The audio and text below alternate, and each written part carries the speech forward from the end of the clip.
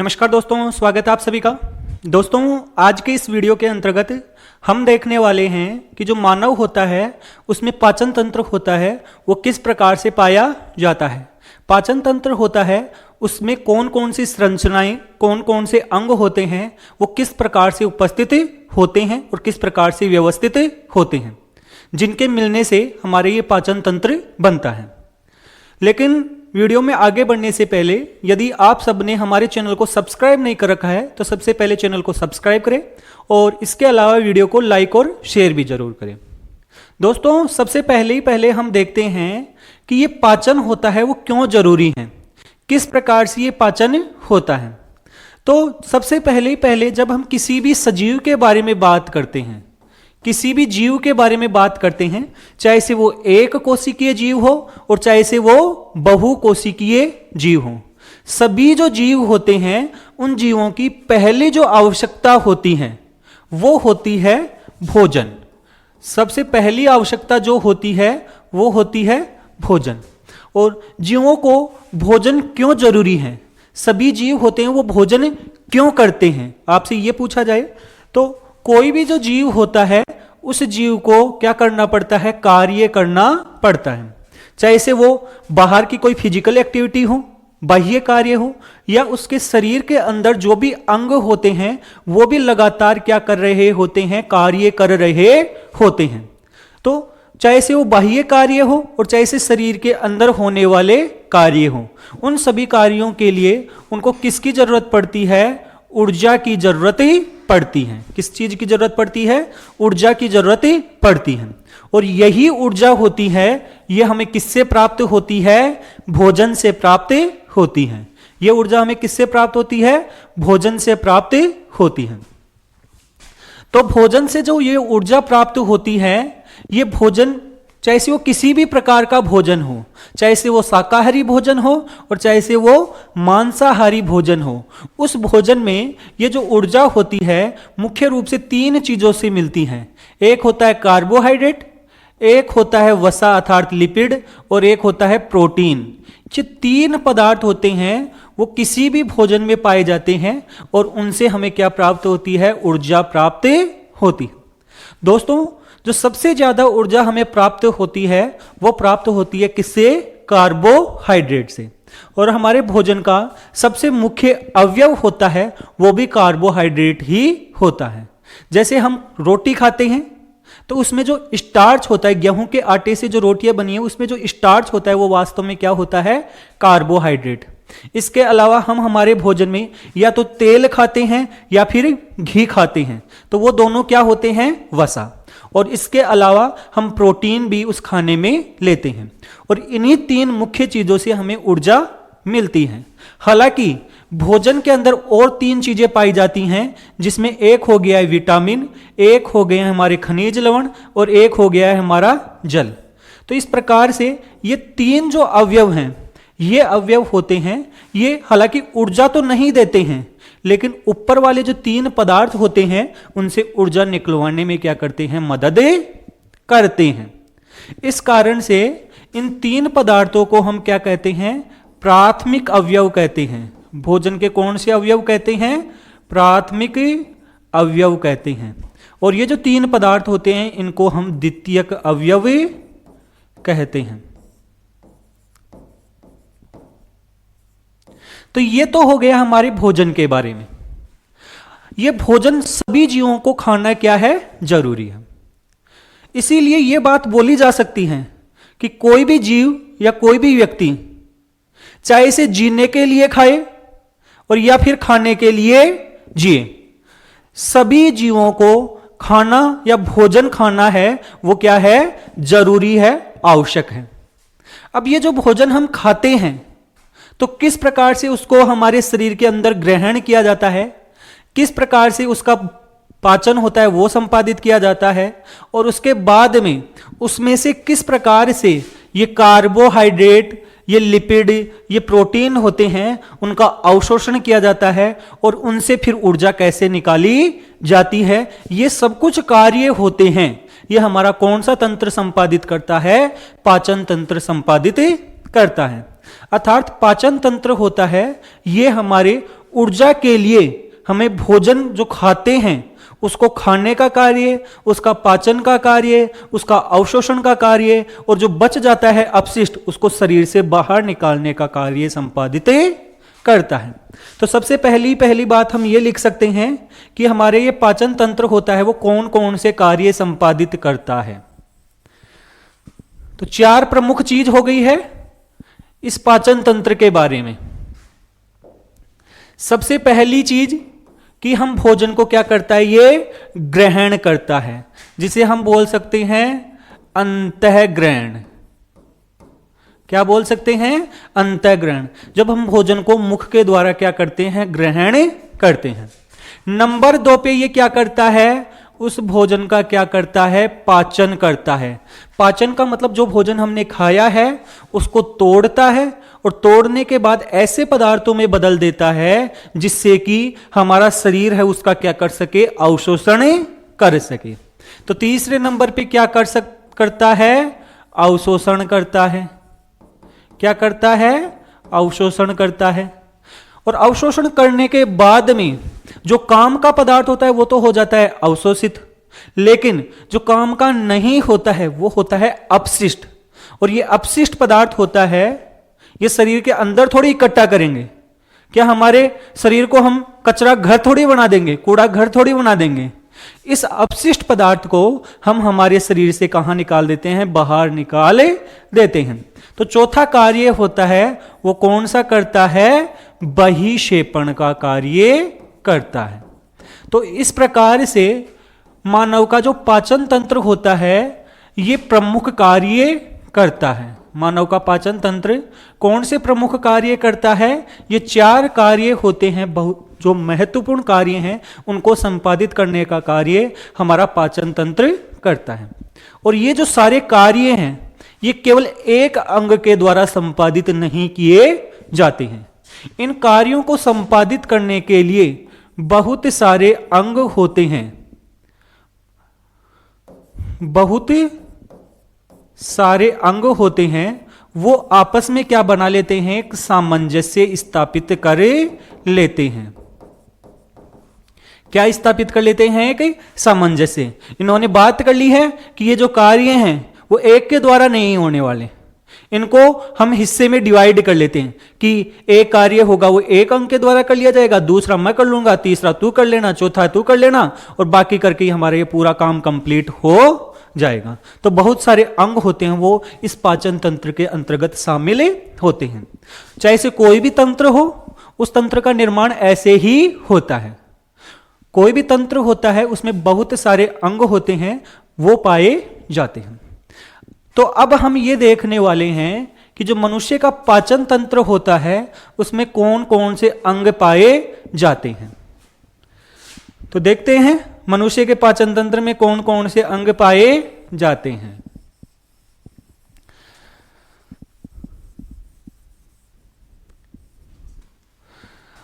दोस्तों, जो मनुष्य का ये पाचन तंत्र बनता है इसको और किस नाम से जानते हैं, हमें आहार नाल के नाम से भी जानते हैं।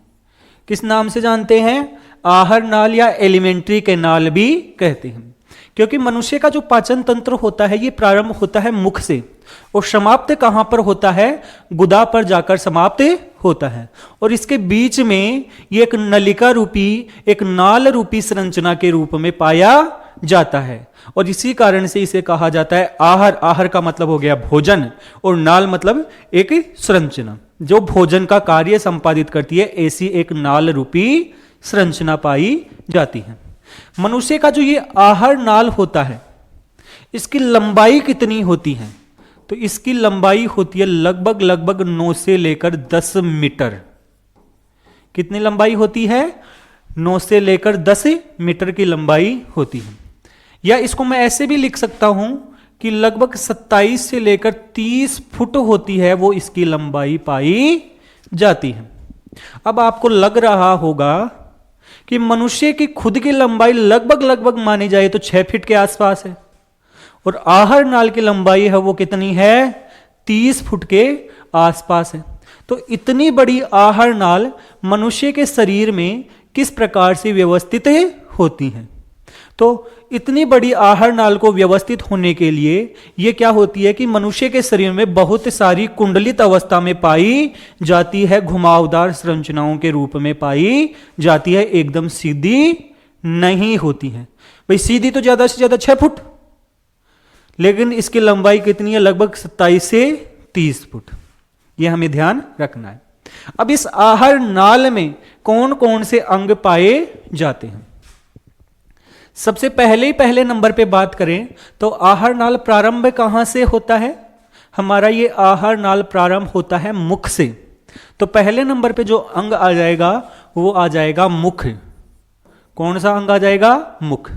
और मुख एक गुहा में खुलता है, जिस गुहा को हम क्या कहते हैं? मुख गुहा कहते हैं। तो मुख व मुख गुहा, मुख व मुख गुहा, यह गुहा होती है मुख गुहा। इसी के अंदर हमारी बहुत सारी संरचनाएं पाई जाती हैं।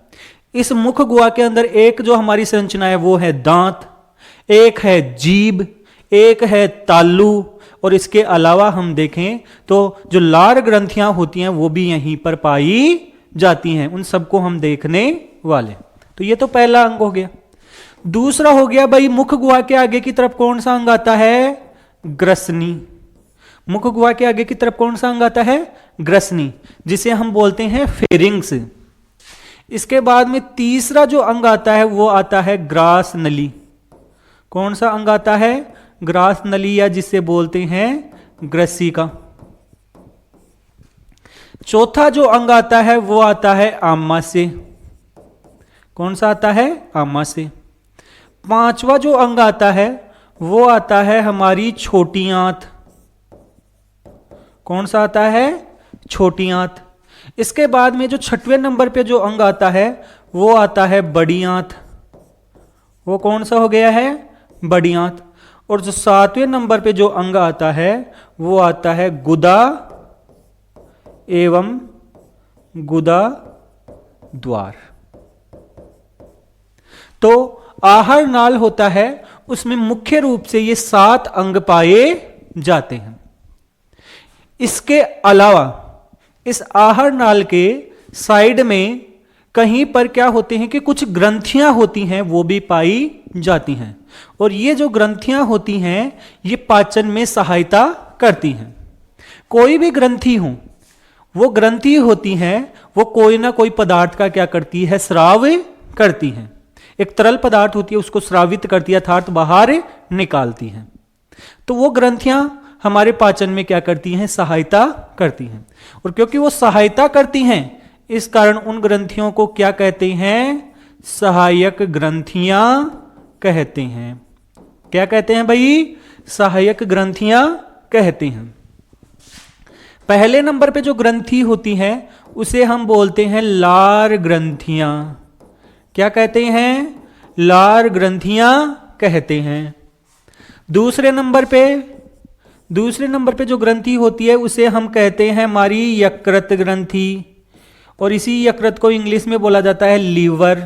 क्या बोला जाता है भाई? लीवर। लीवर नाम हम ज्यादा जानते हैं, हिंदी का नाम है कम जानते हैं। यकृत नाम सुनकर हमारे तोते उड़ जाते हैं, और लीवर हमें सबको पता होता है।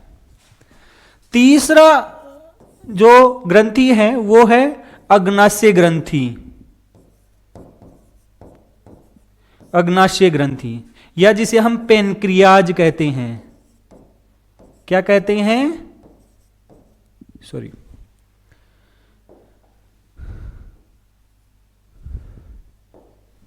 पेनक्रियाज कहते हैं। और ये वही ग्रंथि है जो लोगों में क्या करती है? शुगर उत्पन्न करती है, शुगर की बीमारी कर देती है।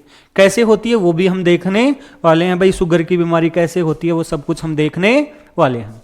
लेकिन उससे पहले मनुष्य का जो पाचन तंत्र होता है, वो पाचन तंत्र में कौन कौन से अंग और कौन कौन सी सहायक ग्रंथियां होती हैं वो पाई जाती हैं, वो आपको यहां पर एक हमने क्या बना लिया है? एक चार्ट बना लिया है। एक जगह पर उनको क्या कर लिया है? व्यवस्थित कर लिया है।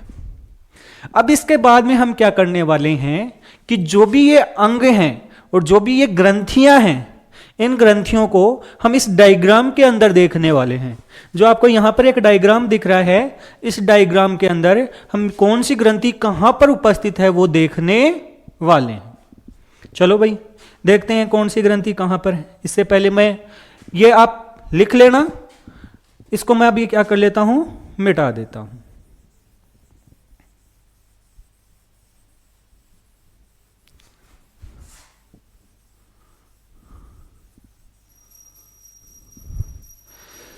तो चलो देखते हैं कि इस डायग्राम के अंदर हमारी कौन सी ग्रंथि है वो कहां पर उपस्थित है, कौन सा अंग है वो कहां पर उपस्थित है। सबसे पहले हम देखें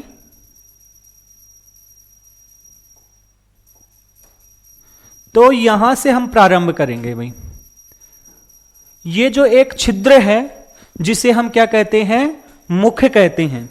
क्या कहते हैं भाई, मुख। तो पहले नंबर पे हमारी कौन सी संरचना आ गई है, मुख आ गया। मुख एक गुहा में खुलता है और उस गुहा को क्या कहते हैं, हमें मुख गुहा कहते हैं। क्या कहते हैं, मुख गुहा कहते हैं। इसके बाद में जहां पर ये नासा गुहा और मुख गुहा जहां पर मिलती है, ये एक त्रिकोणीय संरचना बनती है और इस संरचना को हम क्या कहते हैं, ग्रसनी कहते हैं। क्या कहते हैं, ग्रसनी। इसके बाद में यहां से ग्रसनी से लेकर आमाशय तक जो ये नलिका रूपी संरचना है, इसको हम क्या कहते हैं, ग्रसिका कहते हैं। ईसोफेगस, क्या कहा जाता है, ईसोफेगस। इस ग्रसनी को हम फेरिंग्स बोलते हैं। मुख को सबको पता है माउथ कहते हैं। मुख गुहा को बोलते हैं बक्कल केविटी। इसके बाद में एक थैलीनुमा जो ये अंग आ गया है, जो आपको यहां पर दिख रहा है, इस अंग को हम क्या कहते हैं, आमाशय। क्या कहते हैं भाई, आमाशय। आमाशय के बाद में यहां से एक नलिका चालू हो गई और ये बहुत सारी घुमाव वाली जो नलिका है, जो आपको यहां पर दिख रही होगी, ये जो घूम रही है, ये जो नलिका है, ये है हमारी क्या, छोटी आंत। क्या होती है भाई, छोटी आंत। हालांकि जो छोटी आंत होती है उसके भी 3 हिस्से होते हैं। छोटी आंत के 3 हिस्से कौन से होते हैं, किस प्रकार से वो पाए जाते हैं, वो जब हम छोटी आंत को पढ़ेंगे उस समय आपको बताएंगे। अभी हम केवल समझ रहे हैं कि छोटी आंत है। इस छोटी आंत के 3 हिस्से हैं, डेड्यूनम, जेजुनम, इलियम, या जिन्हें हम कहते हैं ग्रहणी, अग्र क्षुद्रांत और वृहद्र क्षुद्रांत। सॉरी, अग्र क्षुद्रांत्र और क्षुद्रांत्र, ये 3 हिस्से होते हैं। किसके होते हैं, छोटी आंत के। इसके बाद में ये जो हरे रंग की यहां से जो दिख रही है ना, ये यहां से चल के यहां घूम के यहां पर आ रही है, यहां समाप्त हो रही है, ये पूरी की पूरी है, इसे हम बोलते हैं बड़ी आंत। क्या बोलते हैं भाई, बड़ी आंत कहते हैं। इसके बाद में ये यहां पर आप देख रहे होंगे एक संरचना है जिसे हम क्या कहते हैं, गुदा। क्या कहते हैं, गुदा। और गुदा के एंड पर एक छिद्र है जिसे हम क्या कहते हैं, गुदा द्वार कहते हैं। क्या कहते हैं, गुदा द्वार। तो इस प्रकार से मनुष्य की जो आहार नाल है उसमें कौन कौन सी संरचनाएं पाई जाती हैं वो आपको बता दी हैं। इसके बाद में हम देखते हैं ग्रंथियां। आपको बताई गई थी कि 3 ग्रंथियां पाई जाती हैं। देखो भाई, ये पहले नंबर पे, ये तो सबको जानते हो, हमारे शरीर की सबसे बड़ी ग्रंथि होती है। मनुष्य के शरीर में जो सबसे बड़ी ग्रंथि होती है वो होती है लीवर। तो ये तो आ गया है लीवर। दूसरी ग्रंथि यहां पर होती है, जो आपको दिख नहीं रही है, आमाशय के पीछे की तरफ है। जब डायग्राम होगा तब दिखा देंगे ये कैसे पत्ती नुमा संरचना होती है। ये जो पत्ती नुमा संरचना है, ये वाली जो आमाशय के पीछे की तरफ छुप रखी है, ये जो पत्ती नुमा संरचना है, ये कौन सी ग्रंथि है, ये है हमारी अग्नाशय ग्रंथि। कौन सी ग्रंथि है, अग्नाशय ग्रंथि, पेंक्रियाज। और इसके अलावा हमारी मुख होती है, जिसमें ये आपको ये पीली पीली संरचना दिख रही है ना, ये पीली वाली संरचनाएं, 3 संरचनाएं हैं। लार ग्रंथि केवल एक नहीं होती है, 3 ग्रंथियां होती हैं। कौन कौन सी होती हैं देखने वाले हम। तो ये तो 3 ग्रंथियां हैं, इनको हम बोलते हैं लार ग्रंथियां। तो इस डायग्राम में हमने देख लिया है कि कौन कौन सी संरचनाएं कहां कहां पर उपस्थित होती हैं। तो सबसे पहले हमने ये देखा कि कौन कौन से अंग और कौन सी ग्रंथियां हैं। उसके बाद में हमने ये देखा कि वो कौन से अंग हैं, कहां पर उपस्थित हैं, कहां पर पाए जाते हैं, जिससे कि आपको उनकी स्थिति का ज्ञान हो। और ये जानना आपके लिए जरूरी भी है। भाई सबको अपने शरीर के अंदर कौन कौन से अंग हैं उनके बारे में जानना तो जरूरी है, वो कैसे काम करते हैं ये भी जरूरी है। अगर आपको पता रहेगा तो आप अपना खान पान है उसको सही तरीके से व्यवस्थित रखोगे। तो ये सब कुछ हमने बता दिया। अब हम एक एक संरचना है उसके बारे में देखना प्रारंभ करेंगे। सबसे पहले जो हम देखेंगे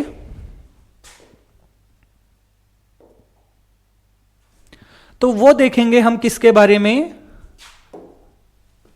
मुख गुहा के बारे में। मुख व मुख गुहा, मुख और मुख गुहा के बारे में देखेंगे। भाई मुख क्या है? सबसे पहले तो मुख है वो हमारी आहार नाल का सबसे प्रारंभिक हिस्सा है जो एक द्वार के रूप में खुलता है, एक ओपनिंग के रूप में खुलता है। और ये जो मुख होता है ये हमारा बंद किससे होता है? तो ये जो मुख होता है ये क्या है? द्वारनुमी संरचना है। और ये दो ओष्ठ जो होते हैं, दो जो होठ होते हैं, ओष्ठ बोल दो या होठ बोल दो, इनसे क्या होता है? खुलता है और बंद होता है। समझ गए? और जब ये खुलता है तो कौन सी गुहा के अंदर खुलता है? ये खुलता है हमारी मुख गुहा में। कौन सी गुहा में खुलता है? मुख गुहा में। एक खाली संरचना है मुख जहां पर खुलता है उसे हम बोलते हैं मुख गुहा। अब हम देखते हैं कि मुख में क्या क्या पाया जाता है। देखो भाई, मुख गुहा जो होती है, इस मुख गुहा में एक तो पाया जाता है तालु। क्या पाया जाता है? तालु। दूसरे नंबर पे हमारे पाए जाते हैं, वो पाए जाते हैं दांत। इसके अलावा पाए जाते हैं क्या होती है? जीभ। और उसके अलावा क्या होती हैं? लार ग्रंथियां। तो सबसे पहले हमें मुख को जानना सबसे ज्यादा जरूरी है। पहला जिसके बारे में हमें समझना है वो है मुख। चलो तालु के बारे में समझते हैं। तालु क्या होता है? देखो, जो हमारी मुख गुहा है, ये जो मुख गुहा होती है, एक तो इसकी छत हो गई, एक हो गई इसका फर्श, और दोनों तरफ जो गाल हैं वो हैं इसकी दीवारें। तो एक कमरा बन गया है। भाई छत है, नीचे की तरफ है क्या? फर्श। फर्श पर लगी हुई है जीभ और दोनों तरफ क्या हैं? गाल। तो जो मुख की ऊपर वाली जो सतह है जिसे हम बोल रहे हैं छत, यदि आप उसको देखें तो उसी को क्या कहते हैं? तालु कहते हैं। तो जो मुख गुहा का ऊपरी जो छत नुमा हिस्सा है, ऊपरी जो परत है, ऊपरी जो सतह है, उसी को क्या कहते हैं? तालु कहते हैं। क्या कहते हैं? तालु। तो मुख गुहा का क्या होता है? ऊपरी छतनुमा भाग। मुख गुहा का ऊपरी छतनुमा जो भाग होता है उसको क्या कहते हैं? तालु। अब सब आप अपनी अपनी जीभ है वो तालु पर लगाएंगे, और तालु पर जब आप लगाते हो तो आगे की तरफ जब आप लगाते हो तो एकदम कठोर कठोर है, एकदम सख्त संरचना है। लेकिन जैसे ही आप जीभ को पीछे की तरफ लेकर जाते हो तो एक एकदम मुलायम सी संरचना दिखती है। भाई आगे तो हड्डी जैसी है एकदम सख्त, और पीछे की तरफ एक मुलायम संरचना दिखती है जिसे हम क्या कहते हैं कि जो आगे वाली सख्त संरचना है उसको तो हम बोलते हैं कठोर तालु, और जो पीछे वाली संरचना है उसे क्या कहते हैं? हम मुलायम तालु या कोमल तालु। तो ये तालु होता है, ये दो प्रकार के होते हैं। एक तो होता है कठोर तालु, क्या कहते हैं भाई? कठोर तालु। और एक होता है मुलायम या फिर कोमल तालु। यह आप आसानी से महसूस कर सकते हैं जब आप अपनी जीभ को ऊपर की तरफ लगाएंगे। तो यह तो हो गया तालु के बारे में। इसके बाद में आ जाते हैं हम दांत। किसके बारे में आ जाते हैं? दांत। तो जो ये दांत होते हैं ये क्या काम करते हैं? सबसे पहले देखो, हमारी मुख गुहा के अंदर जो ये दांत पाए जाते हैं, ये भोजन को काटने का, उसको कुतरने का, उसको चबाने का, ये कार्य किसके द्वारा किया जाता है? दांतों के द्वारा किया जाता है। और जो ये दांत होते हैं, ये कैसी संरचना है? यदि मैं दांत की एक संरचना बनाऊं, यदि दांत की एक संरचना या डायग्राम बनाया जाए तो दांत कैसी संरचना है?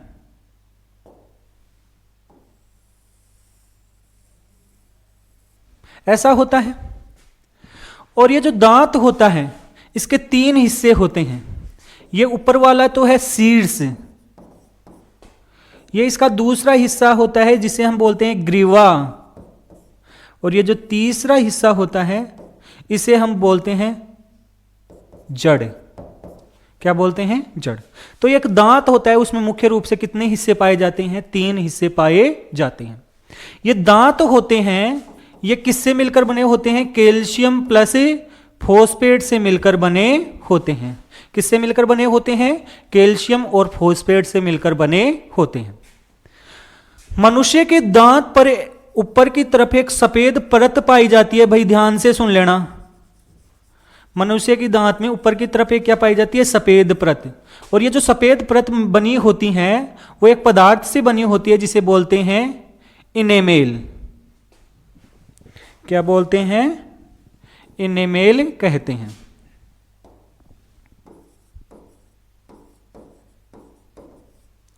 मनुष्य की जो दांत होते हैं इसके ऊपर एक बहुत ही कठोर पदार्थ, मानव के शरीर का जो सबसे कठोर पदार्थ होता है वो होता है इनेमेल। और इस इनेमेल होता है ये मनुष्य के दांत के ऊपर पाया जाता है। यह आपको ध्यान रखना है। दांत की संरचना में मुख्य रूप से 3 हिस्से होते हैं, एक शीर्ष, एक ग्रीवा और एक जड़। ये दांत होते हैं ये किसमें दसे रहते हैं? मसूड़े जो होते हैं, मसूड़े जो होते हैं या जिन्हें हम बोलते हैं गम, उनमें धसे हुए पाए जाते हैं। दांत होते हैं किसमें धसे हुए रहते हैं? मसूड़ों में धसे हुए रहते हैं। और ये मसूड़े होते हैं ये किसमें पाए जाते हैं? जबड़े में पाए जाते हैं। कहां पर पाए जाते हैं भाई? जबड़े में पाए जाते हैं। तो अभी हमने दांत के बारे में क्या क्या देखा भाई? दांत किससे मिलकर बना है? कैल्शियम और फास्फोरस से मिलकर बना है। इसके 3 हिस्से हैं, शीर्ष, ग्रीवा, जड़। इसके ऊपर एक सफेद रंग की जो परत है जो मानव के शरीर का सबसे कठोर पदार्थ है वो है इनेमेल। किसमें धसे हुए रहते हैं? मसूड़ों में धसे हुए रहते हैं। और ये मसूड़े फिर किसमें पाए जाते हैं? जबड़े में पाए जाते हैं। अब हम ये देखने वाले हैं कि मनुष्य में कितने प्रकार के दांत पाए जाते हैं। मनुष्य में कितने प्रकार के दांत पाए जाते हैं?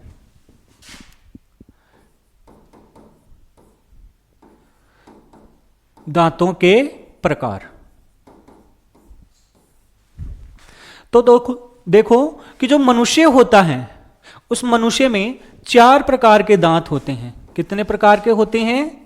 4 प्रकार के दांत होते हैं। पहला जो दांत होता है उन्हें हम बोलते हैं कृंतक। कौन से दांत होते हैं? कृंतक, या जिन्हें हम बोलते हैं इंसाइजर।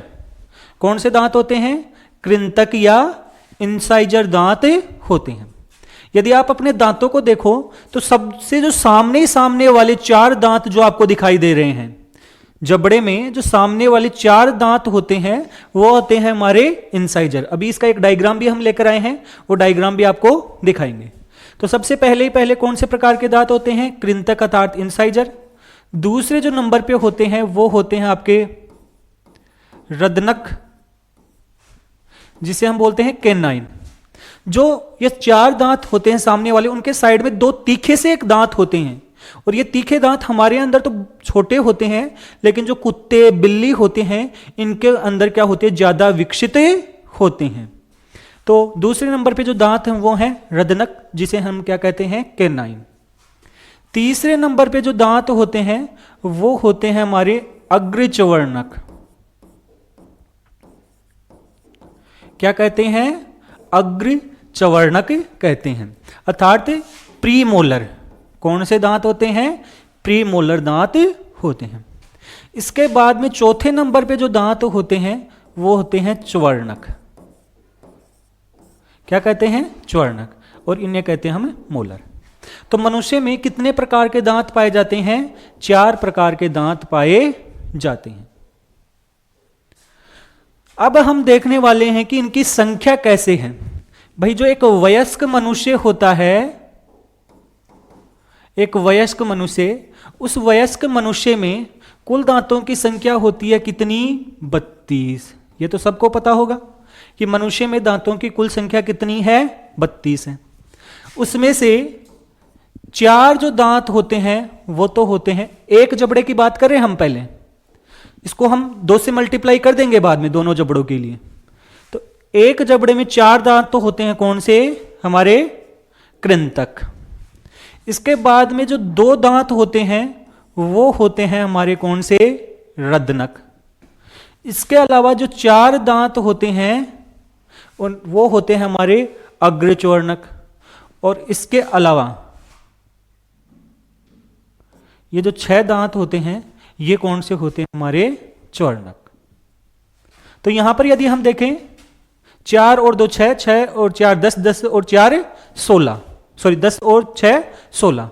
तो इस प्रकार से एक जबड़े में टोटल कितने दांत पाए जाते हैं? 16 दांत पाए जाते हैं। तो 2 जबड़ों में कितने दांत हो गए हैं भाई? 32 दांत हो गए। यदि हम इनको देखें तो मैं आपको एक डायग्राम दिखाता हूं, कौन सा कहां पर पाया जाता है।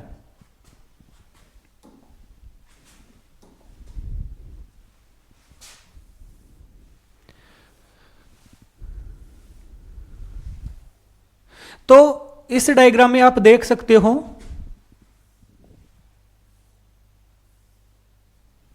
कि जो ये सामने के दांत हैं, ये वाले जो 4 दांत हैं, ये वाले जो 4 दांत हैं ये तो हैं हमारे कौन से? इंसाइजर। इंसाइजर का मतलब हो गया है कृंतक। कौन से दांत हो गए? कृंतक। और जो ये कृंतक दांत होते हैं ये क्या करते हैं? भोजन को पकड़ने का कार्य करते हैं और उसको कुतरने का कार्य करते हैं। किसका कार्य करते हैं? काटने का और कुतरने का कार्य करते हैं। कौन से दांत? इंसाइजर। कहने का मतलब है कृंतक दांत। कितने दिख रहे हैं भैया आपको? ये 4, 1 2 3 और 4। इसके बाद में दूसरे हैं रदनक। रदनक दांत होते हैं, ये इन कृंतक दांत के दोनों साइडों में होते हैं। एक तो ये रहा और एक ये रहा। तो ये थोड़े से एक लंबे होते हैं, तीखे होते हैं, और जो मांसाहारी जीव होते हैं उनमें ज्यादा विकसित होते हैं। इसके बाद में यदि आप देखोगे तो अग्रच्वर्णक, यहां पर 2 दांत तो ये और 2 दांत ये हैं हमारे कौन से? प्रीमोलर। कौन से दांत है भाई? प्रीमोलर। प्रीमोलर का मतलब हो गया अग्रच्वर्णक। और इसके बाद में आप देख रहे होंगे 1 2 3, ये हमारी जाड़ हैं, जिन्हें सामान्य भाषा में जाड़ कहते हैं, ये भी जाड़ ही हैं। तो ये जो 3 दांत आप देख रहे हैं ये हैं मोलर अर्थात च्वर्णक। ये आपको बता दिया काटने और कुतरने का कार्य करते हैं।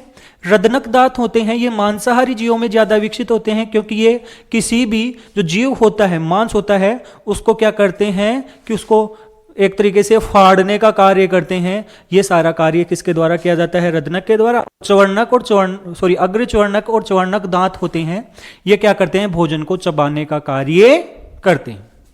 तो यहां पर आप देख सकते हो कि कौन कौन से दांत होते हैं, वो किस किस प्रकार से पाए जाते हैं। तो 4 प्रकार के दांत हो गए। अब इसके बाद में यहां पर जब आप देख रहे हैं तो एक जबड़े को 2 हिस्सों में जब बांट दिया जाए, कितने हिस्सों में? 2 हिस्सों में। तो उसके बाद में हमें मनुष्य के लिए, वयस्क अवस्था के लिए एक दंत सूत्र भी लिख सकते हैं। क्या लिख सकते हैं? दंत सूत्र। तो दंत सूत्र क्या होता है? ध्यान से सुनना भाई। दंत सूत्र देखो कौन कौन से दांत किस प्रकार से व्यवस्थित है। इंसाइजर कितने हैं भाई? आधे हिस्से में, एक जबड़े के आधे हिस्से में 2 तो हैं इंसाइजर। एक है केनाइन, 2 है हमारी प्रीमोलर और 3 है हमारे मोलर, बटे आधा हिस्से का हो गया, दूसरे आधे हिस्से का यहां पर हम लिख सकते हैं 21, 23। और ऐसे ये एक जबड़े का हो गया है, ऐसे ही ऊपर वाले जबड़े में है तो इसको कर देंगे गुणा 2 से। हालांकि आपको ये काटना नहीं है, यहां पर गणित नहीं लगानी है, ये केवल दंत सूत्र है जिसमें आपको याद रखना है 21, 23 बटे हुए 21, 23 गुणा 2।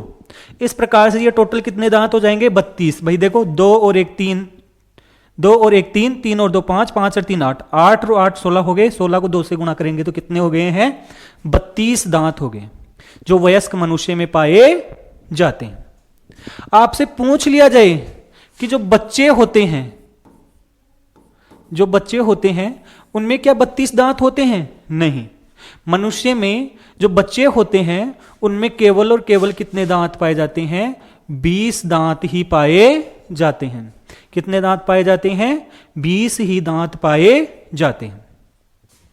तो ये हमने दांतों के बारे में सब कुछ देख लिया है भाई, दांत क्या कार्य करते हैं, कितने प्रकार के होते हैं, वयस्क मनुष्य में कितने होते हैं और जो बच्चे होते हैं उसमें कितने दांत होते हैं। इसके अलावा जो दंत सूत्र होता है वो क्या होता है। अब हम दांतों के बारे में कुछ टर्म हैं, कुछ शब्द लिखे जाते हैं कि जो मनुष्य के दांत होते हैं, मनुष्य के क्या होते हैं? दांत। इन मनुष्य के दांतों के कारण से मनुष्य को कहा जाता है द्विबार दंती। क्या कहा जाता है? द्विबार दंती कहा जाता है। द्विबार दंती का मतलब क्या है भाई? कि मनुष्य होता है उसके जीवन काल में, मनुष्य के जीवन काल में दांत होते हैं वो कितनी बार आते हैं? 2 बार। कितनी बार आते हैं भाई? 2। एक तो जब वो बच्चा होता है, छोटा होता है, उस समय आते हैं, और उन दांतों को हम बोलते हैं दूध के दांत। क्या कहते हैं? दूध के दांत। छोटा बच्चा होता है तब, और उसके बाद में वो दांत टूट जाते हैं। 8 साल 9 साल की उम्र में लगभग या 7 साल की उम्र में ये दांत टूट जाते हैं, और फिर आपके जो आते हैं वो आते हैं स्थायी दांत। कौन से दांत आते हैं? स्थायी दांत। तो इस कारण से मनुष्य में जीवन काल में 2 बार दांत आते हैं, और इसी कारण मनुष्य को क्या कहा जाता है? द्विबार दंती कहा जाता है। इसके अलावा मनुष्य को एक नाम से और जाना जाता है विषम दंती। क्या कहा जाता है भाई? विषम दंती कहा जाता है। और विषम दंती क्यों? क्योंकि मनुष्य के जो सारे के सारे दांत हैं वो एक समान नहीं होते हैं, ये दांत अलग अलग प्रकार के होते हैं। अभी आपको बताया 4 प्रकार के होते हैं। कितने प्रकार के होते हैं? 4। और क्योंकि अलग अलग प्रकार के दांत होते हैं इसी कारण मनुष्य को क्या कहा जाता है? विषम दंती कहा जाता है। इसके अलावा एक चीज और बताई थी आपको कि मनुष्य का जो दांत होते हैं वो होते हैं गर्त दंती। कैसे होते हैं? गर्त दंती। क्या मनुष्य के दांत सीधे जबड़े पर जुड़े होते हैं? नहीं, मनुष्य के दांत मसूड़ों के अंदर धसे हुए रहते हैं। मनुष्य के जो दांत होते हैं वो मसूड़ों में क्या होते हैं? धसे हुए रहते हैं, और इसी कारण से मनुष्य को क्या कहते हैं? गर्त दंती कहते हैं। तो मसूड़ों में धसे हुए रहते हैं। तो हमने तालू के बारे में पढ़ा, और उसके बाद में किसके बारे में पढ़ा है? दांत के बारे में पढ़ा है कि दांत होता है कैसी संरचना है, उसके कौन से हिस्से हैं, किससे मिलकर बना है, उसकी जो परत है जिसे बोलते हैं इनेमेल, और ये सबसे कठोर परत है मानव के शरीर की। और उसके बाद में कितने प्रकार के दांत होते हैं, दंत सूत्र क्या होता है। बच्चे में जो दूध के दांत आते हैं वो भी आपको बताया था भाई कितने होते हैं? 20। और स्थायी दांत होते हैं वो कितने होते हैं? 32। ठीक है। अब इसके बाद में हम बात करते हैं किसके बारे में? जीभ के बारे में। किसके बारे में बात करेंगे? जीभ के बारे में। मनुष्य की जो जीभ होती है ये एक मांसल संरचना है, मांस की बनी हुई है और लचीली संरचना है। कैसी संरचना है? मांस की बनी हुई एक लचीली संरचना होती है। और ये जो संरचना होती हैं ये क्या करती हैं, भोजन को, क्या करती है, भोजन को लार के साथ, भोजन को लार के साथ मिलाने का कार्य करती हैं, मिलाने का कार्य करती है। किसके साथ, लार के साथ। और जब भोजन और लार एक साथ मिल जाता है तो उससे एक लसलसा पदार्थ बनता है और एक गेंद रूपी संरचना बन जाती है भोजन की। और उस भोजन की गेंद रूपी संरचना को हम क्या कहते हैं, गेंद या बोल बन जाती है। और ऐसे भोजन को हम बोल देते हैं बोलस।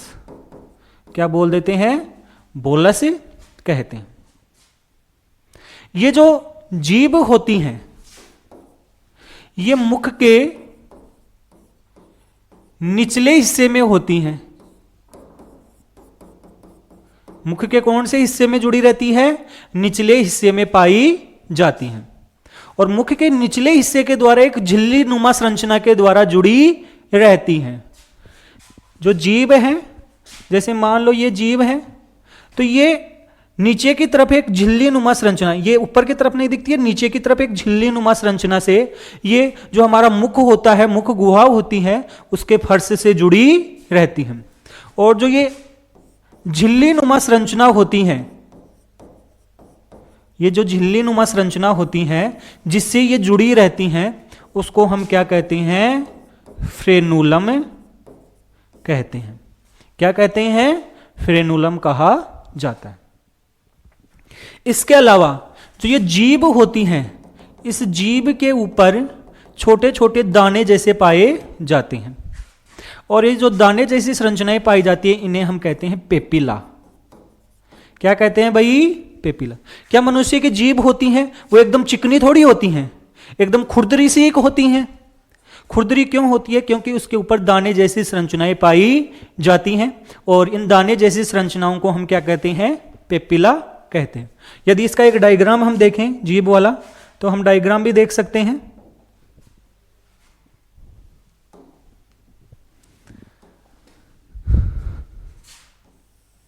यहां पर आप देखोगे तो ये जो जीभ है, इस जीभ के ऊपर यहां पर क्या पाए जाते हैं, दाने रूपी संरचनाएं पाई जाती हैं। और इन दाने रूपी संरचनाओं को हम क्या कहते हैं, पेपिला कहते हैं। और इन्हीं पेपिला में हमारी क्या पाई जाती हैं, स्वाद कलिकाएं पाई जाती हैं। क्या पाई जाती हैं, स्वाद कलिकाएं। और इन्हीं स्वाद कलिकाओं से हमें भोजन का स्वाद का ज्ञान होता है। हमें ध्यान रखना है कि कोई भी भोजन हमें कड़वा लगता है तो वो कड़वा कौन से हिस्से के कारण लगता है, कड़वेपन का जो एहसास होता है ये जीभ के पिछले हिस्से के द्वारा होता है। कौन से हिस्से के द्वारा होता है, जीभ के पिछले हिस्से के द्वारा होता है।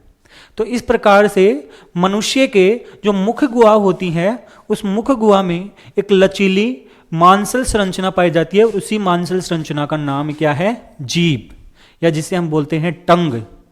क्या कहते हैं, टंग। ये लार के साथ भोजन को मिक्स करती है, उसको लसलसा बनाने के बाद में क्या करती हैं कि उसको बोल रूपी संरचना बना देती हैं।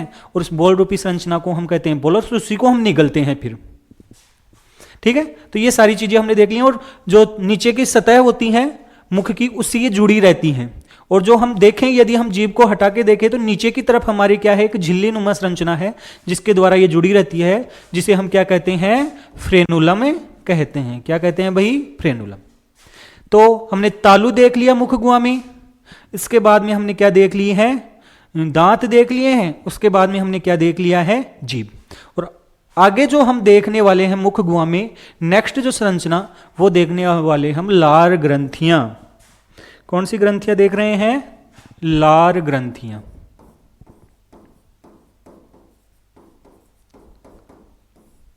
क्या देख रहे हैं, लार ग्रंथियां। सबसे पहले देखें तो ये लार ग्रंथियां होती हैं। आपको बताया था कि कोई भी ग्रंथि होती हैं वो एक पदार्थ का क्या करती हैं, स्राव करती हैं। लार ग्रंथियों के द्वारा एक पदार्थ स्रावित होता है जिसे क्या कहते हैं, लार, या जिसे हम क्या कहते हैं, स्लाइवा। क्या कहते हैं, स्लाइवा कहते हैं। मनुष्य में ये लार ग्रंथियां कितनी होती हैं, 3 प्रकार की। भाई एक ग्रंथि थोड़ी है, 3 है। एक जो ग्रंथि है वो है कर्णपूरव, जिसे हम बोलते हैं पेरोटिड। कौन सी होती है? पेरोटिड। ध्यान से सुनना, ये जो दोनों कान होते हैं, हमारे कानों के पास 2 लार ग्रंथियां पाई जाती है, यहां पर दोनों साइडों में जोड़ी के रूप में होती हैं। तो ये तो हमारी जो कर्णपूरव हैं, ये कितनी ग्रंथियां हैं? 2, और कानों के पास हैं, गाल में स्थित हैं। इसके बाद में जो दूसरी ग्रंथि है उसे हम बोलते हैं अधो जिह्वा। कौन सी ग्रंथि है? अधो जिह्वा, या जिसे हम बोलते हैं सबलिंगुअल।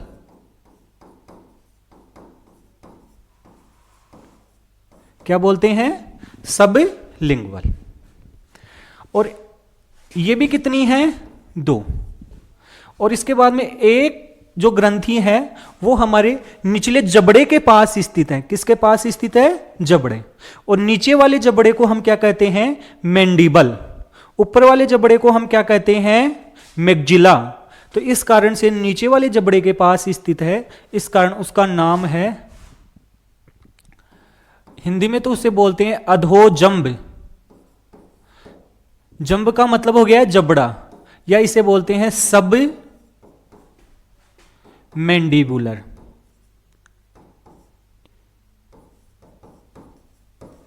सब मैंडिबुलर। और ये कितनी है? 1। तो इस प्रकार से मनुष्य में जो लार ग्रंथियां होती हैं वो 3 प्रकार की होती हैं, कर्णपूरव या पेरोटिड, अधोजिह्वा या सबलिंगुअल, और अधोजंब या सबमैंडिबुलर। ये होती हैं 2, हमारे गाल के पास स्थित होती हैं।